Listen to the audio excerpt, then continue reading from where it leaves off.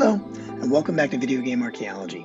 I'm really pleased to see you back and thank you for showing interest in this strange little crossover. If you haven't watched the first episode, that's okay. You can watch them out of order. But of course, I'll also be building on some of the themes established in our analysis of the Undead Asylum back in episode 1, so feel free to go back and check them out. Today, we're going to be continuing on into the Undead Burg. The Undead Burg furthers a few points I started to make in the first episode. One is that the world of Dark Souls seems to have real time depth. The opening cinematic to the game, and many of the item descriptions tell us this in a straightforward way. Players of the Dark Souls games have always sensed that time depth, though, even without ever opening the Fextra Life wiki or watching one of Vadi's videos. This is because we can see and feel the depth of history in the environments of this world. It's the very reason why these games have such a marvelous sense of place. Archaeological method and theory, and the development of an archaeological eye, can help us to tease out what it is about this world that feels equal parts fantastical and realistic. In a bit, we'll do a playthrough of the Undead Burg and experience this firsthand. Before that, I want to introduce you to a few fundamental archaeological principles that are both fascinating in their own right, and I think will aid in our ability to appreciate the depth of this area of the game. I want to introduce you to the concepts of urbanization, social complexity, and social hierarchy. The Undead Burg is a little bit more video gamey than the Asylum. It's full of tight hallways, vertically complex enemy placements, weird booby traps, and cleverly placed kickable ladders. And dragons.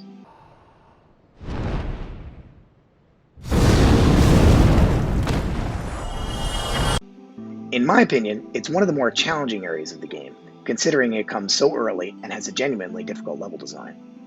Despite all of this, it was still designed, I think, with a care for storytelling. The Burg is a stacked shantytown with houses and buildings seemingly built atop each other. The houses are in shambles, the corridors are narrow and claustrophobic, and the living spaces are tiny. This evokes a feeling of poverty or destitution, although there are also signs that it maybe isn't such a poor area. It's located very close to the Undead Parish, a much more seemingly high-class sort of level, and it sits atop the lower Undead Burg, where we'll visit later and which seems even more run-down and tired. Rather than an impoverished place, the Undead Burg reminds me of ancient Mesopotamian urban centers like Ur or Uruk. The place it really reminds me of the most is the site of Çatalhöyük. Çatalhöyük is a pre-Mesopotamian city located in modern-day Turkey. This might be the most famous and important archaeological site in the world that you've never heard of. The city was at its height about 9,000 years ago, with a population of around 10,000 people.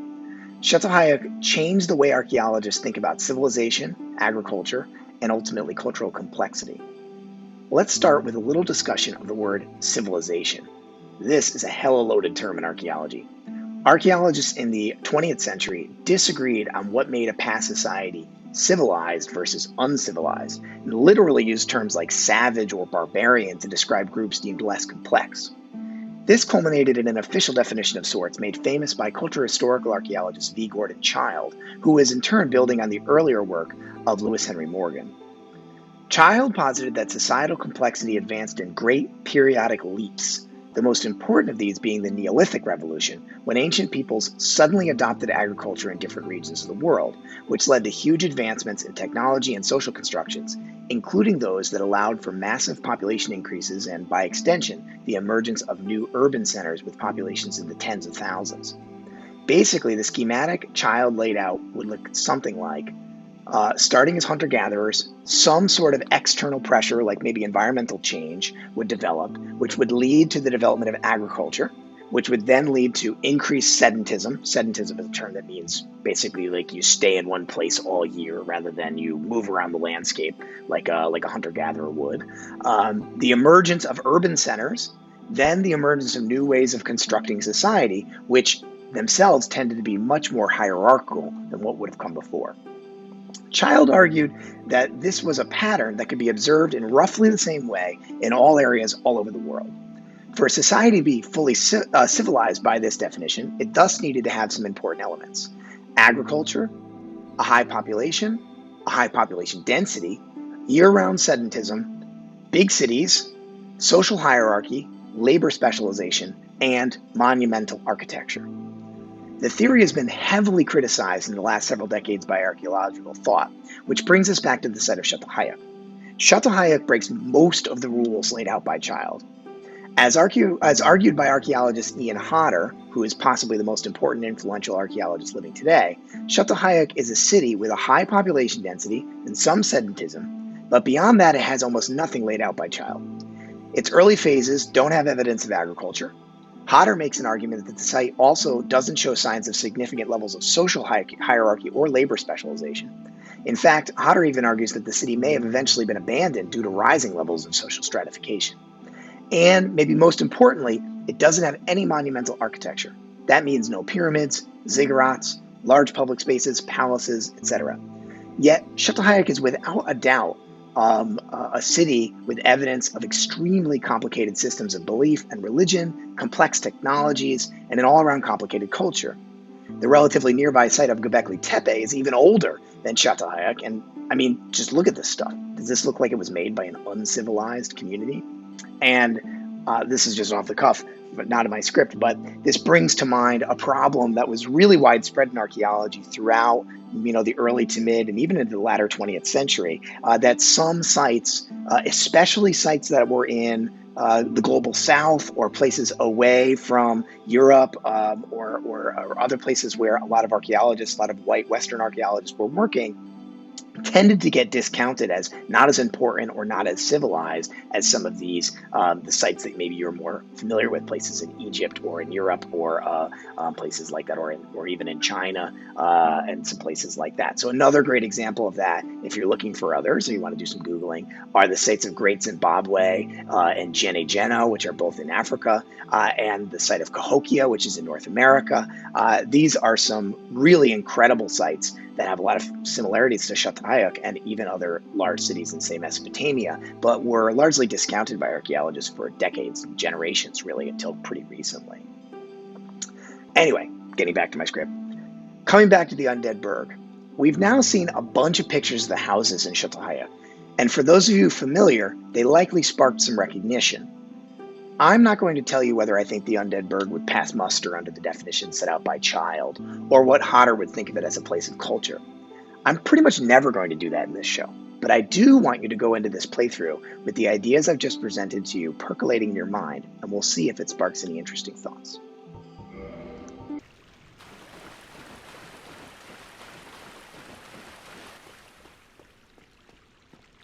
Alright, so we're heading into the Undead Burg. This is really a cool area. It feels very different from the Undead Asylum, just gameplay-wise, and the way the level geometry is laid out.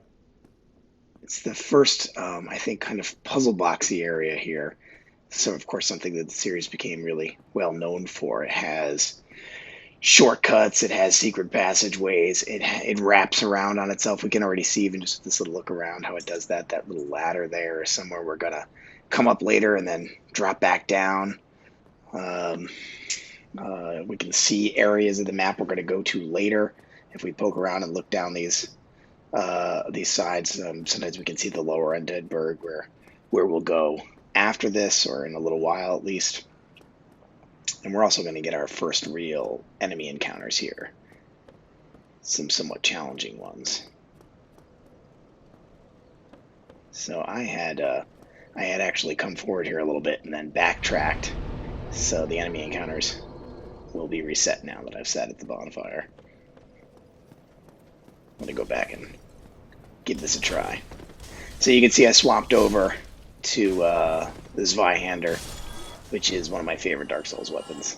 Great weapon. I'm almost exclusively an Ultra Greatsword guy.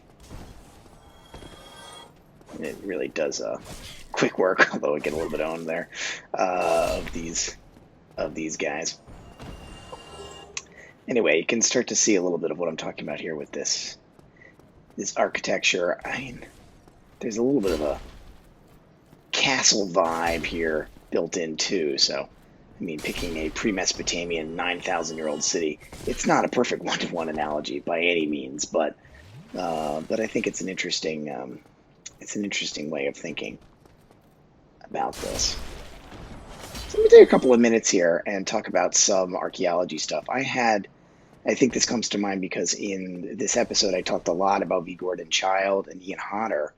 Um, that gives me an opportunity to sort of talk about the big paradigms of archaeology. So those of you who thought some of the theory stuff I talked about last time was interesting and cool, it's a chance to talk about that. There are basically these three big theoretical paradigms in the 20th century and spilling into the 21st century in archaeology. The first of which really starts at the beginning of the 20th century and goes up through into the 1950s or so, and that's called culture history. And this is a theoretical paradigm that's dominated by guys like V. Gordon Childe, who are archaeologists at that time are really just interested in building chronologies. So just trying to understand what came first, what came later, trying to understand stratigraphy, right, which is how when we look at the earth as we excavate into a site, the things that are lower are supposed to be older than the things that are higher, right? Which is sometimes called the law of superposition. Does not always work perfectly that way, but that's the way it's supposed to work. And so archaeologists during that time had a big handicap, which is that they did not have, except in cases where they had historical documents to help them, they did not have any way of actually dating sites. They didn't have any way of doing what we call absolute dating. So there's no way to get to test something on a site and say, oh, this site is 9,000 years old, or this site is 500 years old, or whatever. There was no way to do that. So archaeologists were relying at that time exclusively on what's called relative dating. They simply were building chronologies of this is older than that, which is older than that. That was really all you could do. And you had to just kind of, I don't know, do some guesswork at the absolute dating. Now, that's going to change in a big way. In the early 1960s, really in the 1950s, but certainly by the 1960s, some new technologies emerged, the most famous of which is radiocarbon dating. Let's see, am I going to make this jump? Oh, I did it first try. Whoa. That's not typical for me. The invention of radiometric dating techniques, particularly radiocarbon dating, which is a technology, a physical and chemical technique that comes out to some extent out of the research on the atomic bomb from World War II, allowed archaeologists for the first time to directly date materials from their sites and come up with an actual date. Oh, this site is 5,000 years old, plus or minus. You get intervals. That's what I was talking about before, right? With the way the level design kind of wraps back in on itself. So you can see I came back out of the same entrance there after that big circuitous route. That's really cool, and that's something obviously this game is really famous for and does excellently. So radiometric dating is invented in the 1950s, and by the 1960s, you get an archaeologist named Louis Binford, who pushes for what he calls the new archaeology, which later is going to become called processual archaeology. And just to keep it simple, processualist archaeologists see themselves first and foremost as hard scientists. By the way, that's a great little segment there to see. I got fooled by it. A classic Souls trick, which is to have guys hiding in corners that you forget about as you come through, and then that guy snuck up and stabbed me in the back. Processualist archaeologists were interested in scientific methods and in the scientific approach and the hypothetico-deductive approach, right? Which is like you make a hypothesis, you test the hypothesis, as opposed to more subjective approaches, which culture historians were much more aligned with the kind of the humanities. They had a humanities way of doing things. And so the processualists find themselves drawn more and more to these hard science approaches like radiometric dating, but also geology, and they're interested in building what are called cultural process models. That's where processualist comes from. So these are they were searching for what they called human universals. So these were ideas that certain cultures or societies would look the same regardless of where they were in the world, as long as they shared an environmental, a similar environment.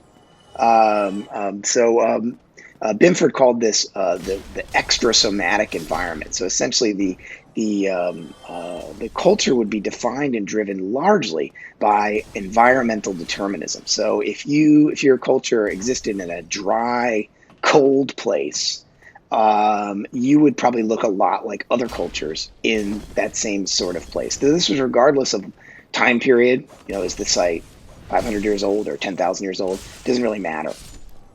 The advantage of this technique, the advantage of this theoretical belief, I should say, is that it allows you to use another technique that archaeologists call ethnographic analogies. What that means is you can look at a modern group that lives in a similar environment. So say a hunter-gatherer society that's living in, I don't know, Alaska or in sub-Saharan Africa. And you can look at hunter-gatherer societies from 1,000 or 10,000 years ago that live in a similar environment and say, well, they might have the same kind of religious practices, or they might have the same kind of ways of getting their food, or they have the same kinds of whatever. Any sort of cultural phenomenon you'd like, you could map onto this archaeological culture from the modern contemporary culture. That's called ethnographic analogy. Very useful, very, very, very nice, very neat. And that way of doing archaeology was absolutely dominant for about 20 or 30 years. And in the 1980s, an archaeologist named Ian Hodder, who we heard about in the first part of the video, came along, and he's credited, not by himself, of course, but he is, to simplify, be a little bit reductive, he's credited with founding what's called post-processual archaeology. He stuck that post on there because it aligns it appropriately with other post-type approaches of that time period. So this would be things like post-structuralism and post-modernism in art and in the other social sciences and the humanities and the hard sciences, many different groups. I'm going to just take on this Black Knight. I don't remember how this fight went, whether I succeeded in this or not. This is me showing off a little bit. Ooh, ow. I'm getting distracted by my little fight with this Dark Knight. Only got him once. I'm not doing that well here, am I? So the post-processualists were first and foremost a critical science. So they were critical of positivist and scientific approaches. They were critical of ethnographic analogy.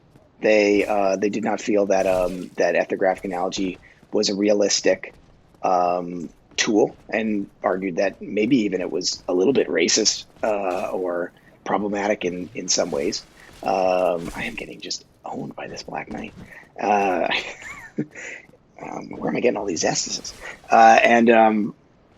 Because, for reasons that I think make a little bit of sense, right? So if you're saying, a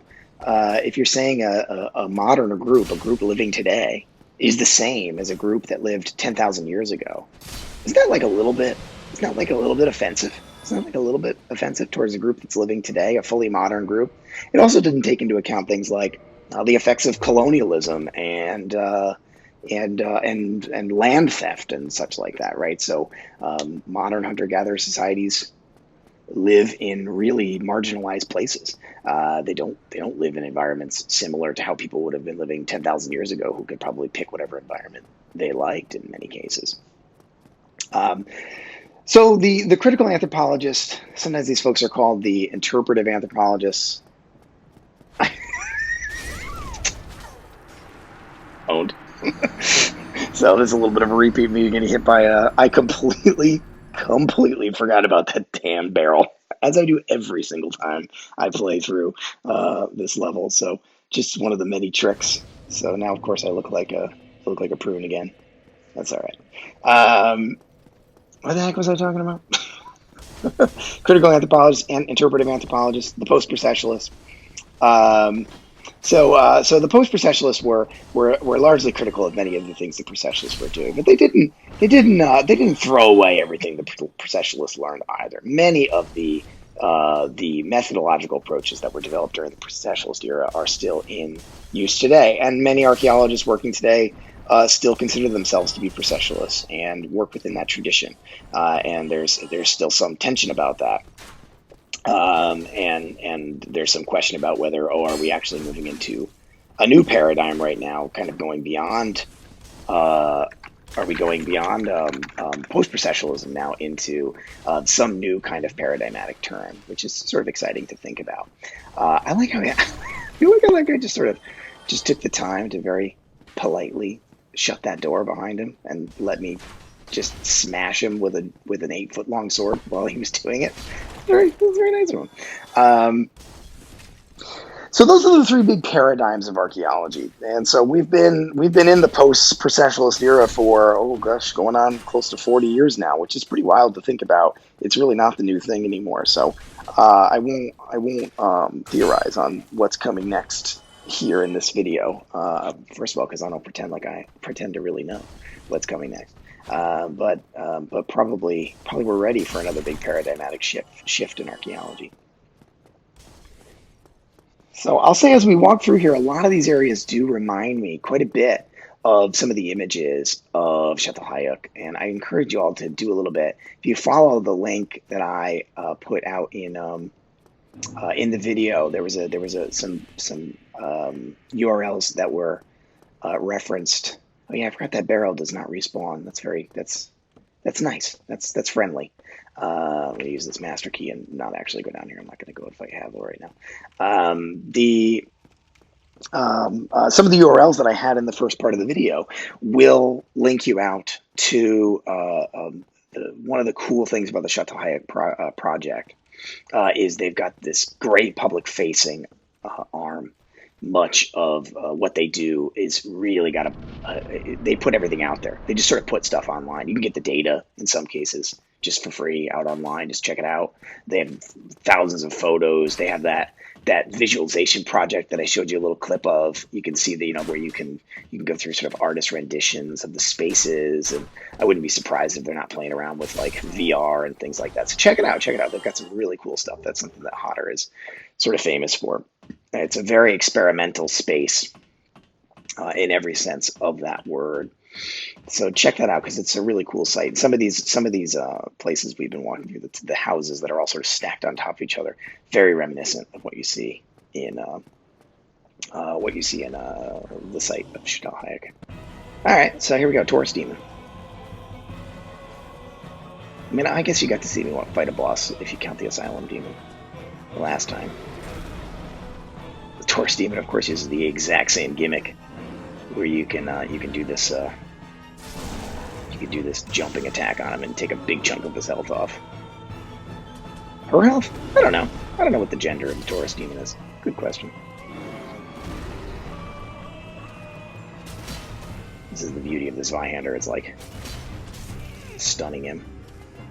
Did this happen? It didn't happen, did it? Oh, almost. Ooh, almost ate it.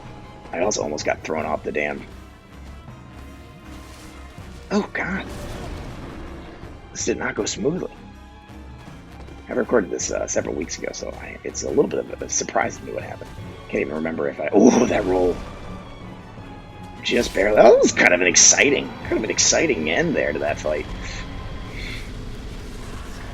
Somebody who's platinum this game and beaten it about 10 times, I probably should do it a little bit more cleanly than that. But that's the way it goes. So some more of these cool narrow hallways. So we're not going to go too much farther here into the level. In fact, we're almost done. If I remember, we're going to go chat with Solaire. Let's see our buddy. Chat with our buddy for a minute. So it's while Janet has a chat with Solaire, the last thing I'll mention is I'll raise a sort of a question about whether or not, and I'm not going to give you an answer to this because I want you to think about it, whether or not this place that we're seeing here does show signs of a social hierarchy. Çatalhöyük, if you check it out online, you're going to see some of those images. This really this like tightly packed a city where people are really living on top of each other, and yet the predominant theory is that site had very little social hierarchy. People living in largely an egalitarian by necessity sort of state of being. So it makes me think the Berg here as we walk through it. What was this place like before it became? Obviously, we're in a kind of post-apocalyptic setting here, but what was this place like before?